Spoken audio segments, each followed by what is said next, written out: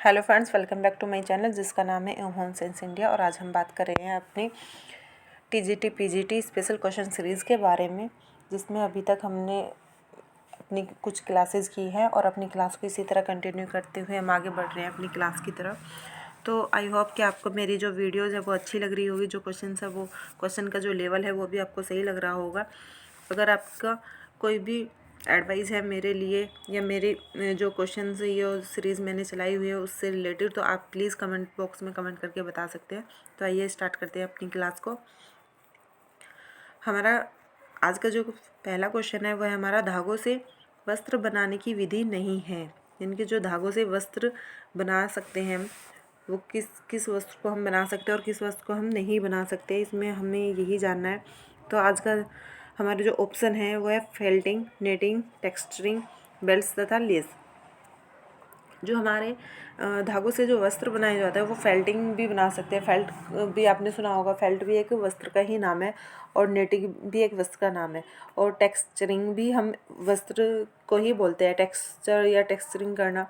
लेकिन जो हमारे बेल्ट्स तथा लेस होते हैं ये हम कोई एक किसी भी तरह का कोई कपड़ा नहीं है, कोई वस्त्र नहीं है, नहीं कोई क्लॉथ नहीं है। ये क्या है कि ये क्लॉथ को क्या करते हैं, फिनिशिंग करते हैं या डिज़ाइनिंग देते हैं, उस पर तरह तरह के डिज़ाइन बन के उनको फैशन में आगे बढ़ाने का काम करते हैं। तो इसका जो आपका ऑप्शन होगा, ऑप्शन डी, इसमें आपका बिल्कुल सही होगा। नेक्स्ट है आपका क्वेश्चन, सांख्यिकी वृद्धि करती है। स्टैटिक्स जो है वो किस चीज़ में आपको सहयोग देती है? ऑप्शन है आपके व्यक्तिगत सौंदर्य में, व्यक्तिगत अनुभव व ज्ञान में, व्यक्तिगत में, या फिर उपयुक्त में से कोई नहीं। तो इसमें से आपको बताना है कि किस चीज़ में आपको वृद्धि करती है। तो इसमें जो वृद्धि करती है आपका, जिसमें बी ऑप्शन सही है, व्यक्तिगत अनुभव व ज्ञान में। ठीक है, नेक्स्ट क्वेश्चन है आपका, सांख्यिकी का प्रयोग क्या है, कौन इसका प्रयोग करते हैं? ठीक है, इस बारे में आपका जो क्वेश्चन है इसके बारे में पूछा गया है। ऑप्शन ए है आपका, साधारण गृहिणी द्वारा किया जा सकता है, बच्चों द्वारा किया जा सकता है, सामान्य औसत व्यक्ति द्वारा किया जा सकता है, या फिर गणित के विशेष ज्ञान रखने वाले व्यक्ति द्वारा किया जा सकता है। जो सांख्यिकी का प्रयोग है वो कौन लोग करते हैं, किस व्यक्तियों के द्वारा, ये किस श्रेणी के लोगों के द्वारा ये किया जाता है? तो इसमें जो आपका राइट ऑप्शन है वो है आपका डी, राइट ऑप्शन। क्योंकि जो मैथ का जो स्पेशल नॉलेज रखते हैं वही लोग इस चीज़ का यूज़ कर सकते हैं। ओके, नेक्स्ट क्वेश्चन है आपका, उपभोग हमारे लिए महत्वपूर्ण है क्योंकि। जब हम किसी चीज़ को उपभोग करते हैं, यूज़ करते हैं, तो वो क्यों करते हैं, इसमें आपसे पूछा गया क्वेश्चन में।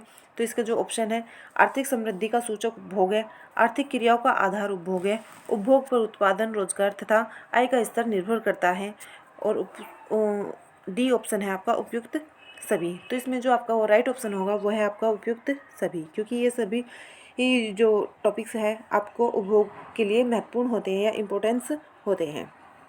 नेक्स्ट क्वेश्चन है आपका,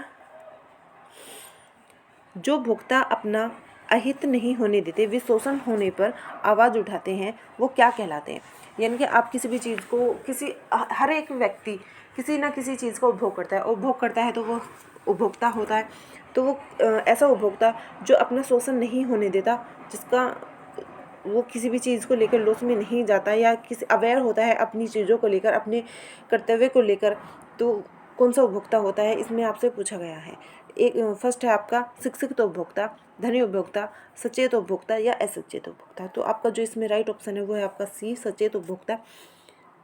क्योंकि जो शिक्षित उपभोक्ता होता है, चाहे वो कितना भी शिक्षित हो, लेकिन अगर वो अपने लिए आवाज़ नहीं उठा सकता, अपनी चीज़ों को लेकर अवेयर नहीं है, सचेत नहीं है, तो उसका शिक्षित होने का भी कोई फ़ायदा नहीं है। उसे हम सचेत उपभोक्ता की श्रेणी में नहीं रख सकते। लेकिन जो पैसे वाला उपभोक्ता होता है, जो धनी लोग होते हैं, वो चीज़ों का उपभोग तो कर रहे हैं, वो चीज़ों को यूज़ तो कर रहे हैं, लेकिन वो अवेयर नहीं है अपनी कुछ चीज़ों को लेकर, अपने कुछ अधिकारों को लेकर। ठीक है, और जो असचेत उपभोक्ता होता है वो तो अनपढ़ भी हो सकते हैं और धनी भी हो सकते हैं और शिक्षित भी हो सकते हैं। लेकिन जो सचेत उपभोक्ता होता है वो चाहे शिक्षित भी ना हो, चाहे वो गरीब ही क्यों ना, लेकिन वो अगर अपने कर्तव्यों को लेकर, अपने अधिकारों को लेकर सचेत है, तो वो ही एक अच्छा उपभोक्ता माना जाता है। नेक्स्ट क्वेश्चन है आपका, विवाह विच्छेद का सर्वाधिक प्रतिकूल प्रभाव पड़ता है। तो जब आपका फैमिली में जो हस्बैंड वाइफ होते हैं, जब उनका डाइवोर्स होता है तो इसका सबसे ज़्यादा असर किस पर पड़ता है? पति पर, पत्नी पर, बच्चों पर, या इनमें से कोई भी नहीं। जो सबसे ज़्यादा फ़र्क पड़ता है वो बच्चों पर पड़ता है। क्यों? क्योंकि उनके ऊपर मानसिक प्रभाव बहुत ज़्यादा पड़ता है, उनके संवेगों को ठेस पहुँचाती है, उनके इमोशंस को। उनको समझ नहीं आता वो पेरेंट्स के साथ रहे या मदर के साथ रहे, क्योंकि उन्हें दोनों का ही प्यार बहुत ज़रूरी होता है बच्चों के लिए। दोनों के प्यार के द्वारा ही बच्चे का सही पालन पोषण हो सकता है। नेक्स्ट आपका क्वेश्चन है, गृह व्यवस्था एक प्रक्रिया है। गृह व्यवस्था की जो डेफिनेशन दी जाती है उसमें आपको बताया जाता है, सबसे पहली लाइन गृह व्यवस्था का जब आप लेसन पढ़ना स्टार्ट करते हैं तो यही बताया जाता है कि गृह व्यवस्था किस प्रकार की प्रक्रिया है। तो इसमें आपके ऑप्शन दिए गए हैं, सामाजिक, संवेगात्मक, मानसिक या शारीरिक। इस जो गृह व्यवस्था है वो आपकी एक मानसिक प्रक्रिया है, क्योंकि अरेंजमेंट एक दिमाग के द्वारा किया जाता है। किसी भी चीज़ का अरेंजमेंट अगर आपको करना है, फैमिली में करना है, स्कूल में करना है, बाहर करना है और कहीं ऑफिस में करना है, किसी भी चीज़ को लेकर जब आप अरेंजमेंट करते हो तो वो एक माइंड के द्वारा ही किया जाता है। तो ये एक मानसिक प्रक्रिया है, और मानसिक प्रक्रिया होने के साथ साथ ये सतत प्रक्रिया है, ये कंटिन्यू चलती रहती है, रुकने वाली प्रक्रिया नहीं है। नेक्स्ट क्वेश्चन है आपका, प्रत्यक्ष आय का साधन नहीं है। मैंने आपको जीआईसी का जो अभी हमारा बैच चला हुआ है यूट्यूब पर, उसमें आय, व्यय और बचत के 3 टॉपिक मैंने अभी तक कराए हैं। उसमें मैंने बहुत अच्छे से आपको बताया है कि आय क्या होती है, प्रत्यक्ष आय क्या होती है और अप्रत्यक्ष आय क्या होती है। आप उन लेक्चर को देख सकते हैं और उसके द्वारा ये आपका एक होमवर्क है, ये एक क्वेश्चन आपका होमवर्क है, ठीक है। ये आपका क्वेश्चन होमवर्क है और होमवर्क के द्वारा आपको बताना है कमेंट बॉक्स में कमेंट करके कि इसका सही आंसर क्या होगा, ठीक है। नेक्स्ट क्वेश्चन है आपका, परिवार नियोजन का कार्य करने का उद्देश्य मानव जीवन पर प्रतिबंध लगाना नहीं है बल्कि उसको समृद्ध बनाना है। यह कथन किसने किया? ये एक डेफिनेशन दी गई है और इस डेफिनेशन में पूछा गया है कि ये डेफिनेशन किसने दी है। Doctor GK. अग्रवाल ने दी है, डॉक्टर जॉन डी रॉकफेलर ने दी है, डॉक्टर M.K.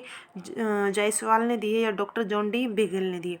जी हाँ, जो इसका राइट ऑप्शन होगा आपका, राइट ऑप्शन आपका डॉक्टर M.K. जायसवाल ने दी है।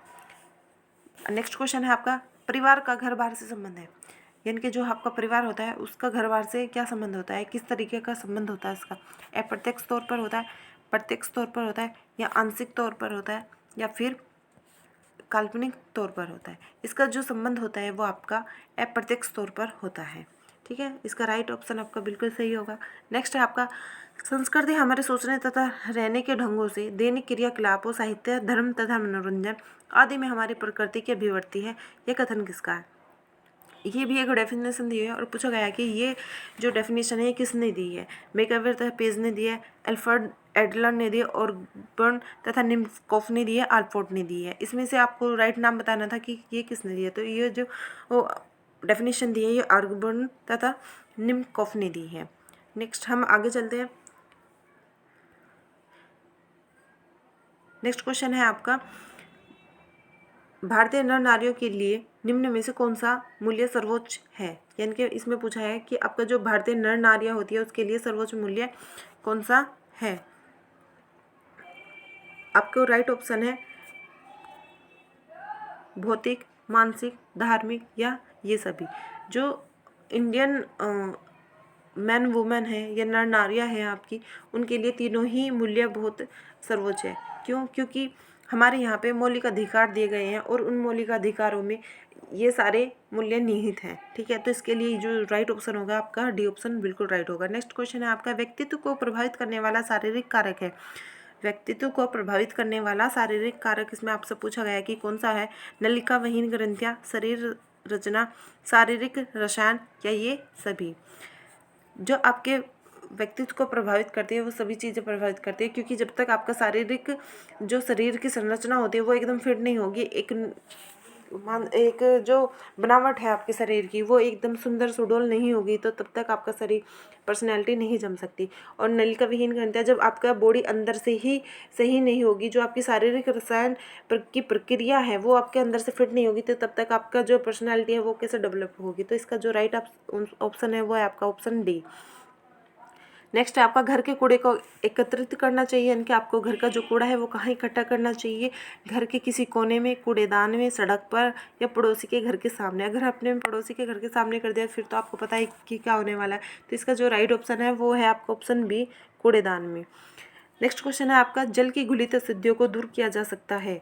जो जल की घुलित अशुद्धियाँ हैं उसको किन क्रिया या विधि के द्वारा दूर किया जा सकता है। अब अवक्षेपण की क्रिया के द्वारा, आश्वासन क्रिया के द्वारा, उबालने की क्रिया के द्वारा या छानने की क्रिया के द्वारा।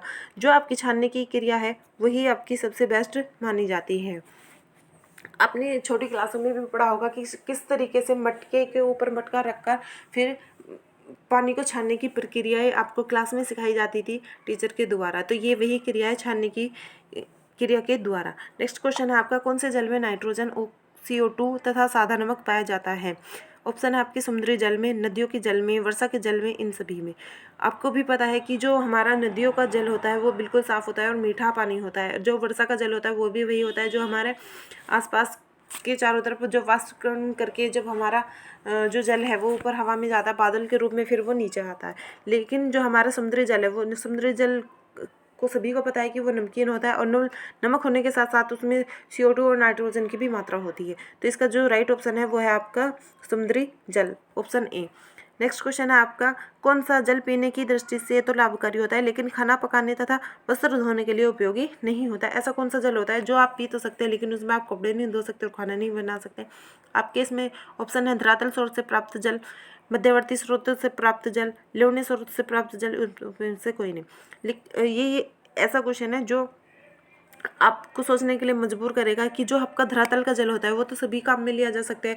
जो आप नलकूपों के द्वारा या जो कुएं में से जो आप पानी निकालते हो उसका जो प्रयोग हम करते हैं वो सभी तरीके से करते हैं। जो मध्यवर्ती स्रोत होता है उसका भी हम सभी चीज़ों में इस्तेमाल करते हैं। लेकिन जो लवणीय स्रोत से प्राप्त जल होता है उसका सिर्फ हम प्रयोग किस में कर सकते हैं, जल में कर सकते हैं। और जल पीने के लिए कर सकते हैं उसका यूज, क्योंकि ये एक ऐसा जल होता है जिसको हम या तो ब्लीचिंग पाउडर के द्वारा या फिर गंधक के द्वारा शुद्ध करके उसको हम पी सकते हैं। लेकिन कि उसके द्वारा हम ना तो उसमें कपड़े धो सकते हैं और ना ही उसमें हम खाना बना सकते हैं।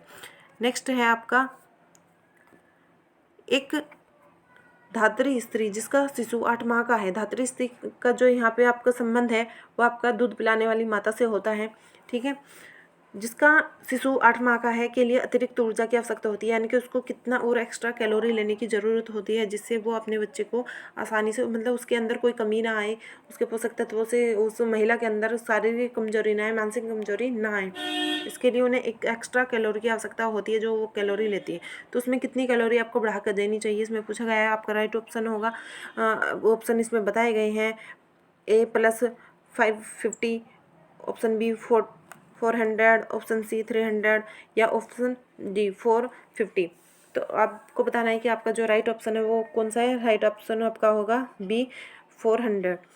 नेक्स्ट है आपका बुद्धि लब्धि नापने का फॉर्मूला। इसमें IQ लेवल को जो हम किस फॉर्मूले के द्वारा नाप सकते हैं, यानी कि कितने वर्ष का बालक है और उसकी औसत आयु कितनी है या उसकी मानसिक आयु कितनी है, इसके द्वारा आप पता लगा सकते हैं कि उस बच्चे की मानसिक आयु कितनी है।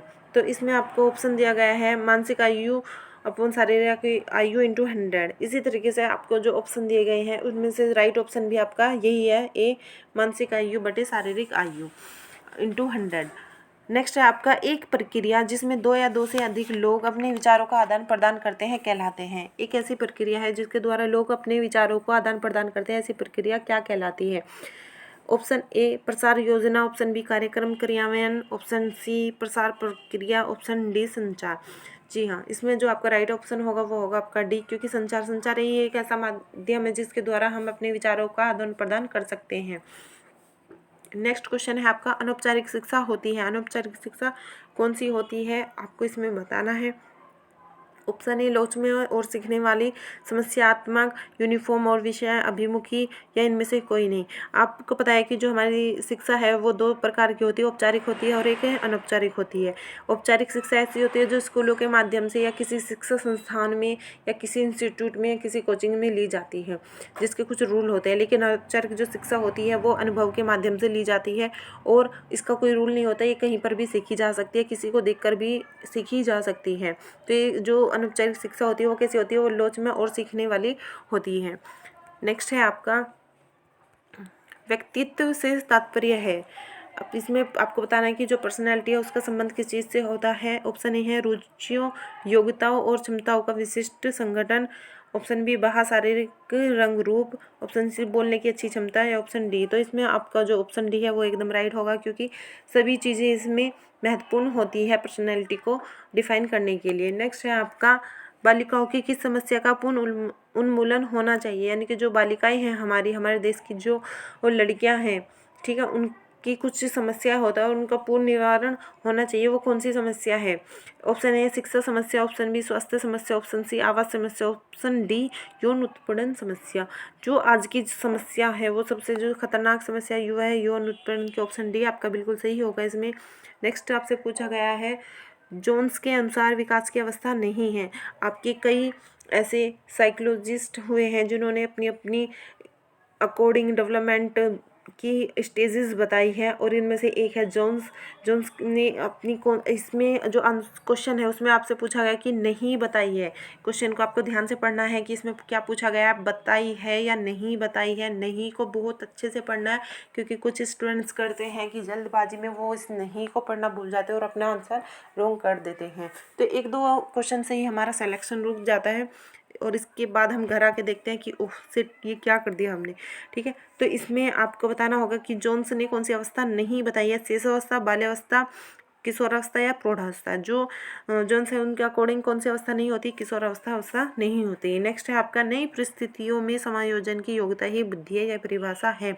ये डेफिनेशन किसने दी है कि जो नई परिस्थितियों में भी समायोजन की योग्यता, जो नई नई कंडीशंस आपकी कहीं पे भी बनती है, फैमिली में, एजुकेशन को लेकर, किसी भी डिपार्टमेंट में या किसी भी जगह पे, तो उसके अंदर जब आप एडजस्टमेंट करते हैं वही आपकी जो एबिलिटी होती है वही आपकी बुद्धि कहलाती है। ठीक है, तो ये डेफिनेशन किसने दी है? ये डेफिनेशन जिन्सबर्ग ने दी है, फ्रायड ने दी है, स्टर्न ने दी है, टर्नमन ने दी है। ये डेफिनेशन आपके दी है स्टर्न ने। ठीक है, तो ये थे आज के आपके कुछ क्वेश्चंस। आई होप कि आपको बहुत अच्छे लगे होंगे। अगर आपको इसी तरीके से मेरी वीडियो अच्छी लगती है तो प्लीज़ शेयर कीजिए, कमेंट कीजिए और मेरे चैनल को सब्सक्राइब कीजिए। और आप लोगों के लिए एक GIC की जो वैकेंसी आई थी, अभी उसका एग्ज़ाम भी होने वाला है, उनके लिए भी मैंने एक स्पेशल बैच यूट्यूब पर चला हुआ है। उसकी कोई फ़ीस नहीं है, कुछ भी नहीं है।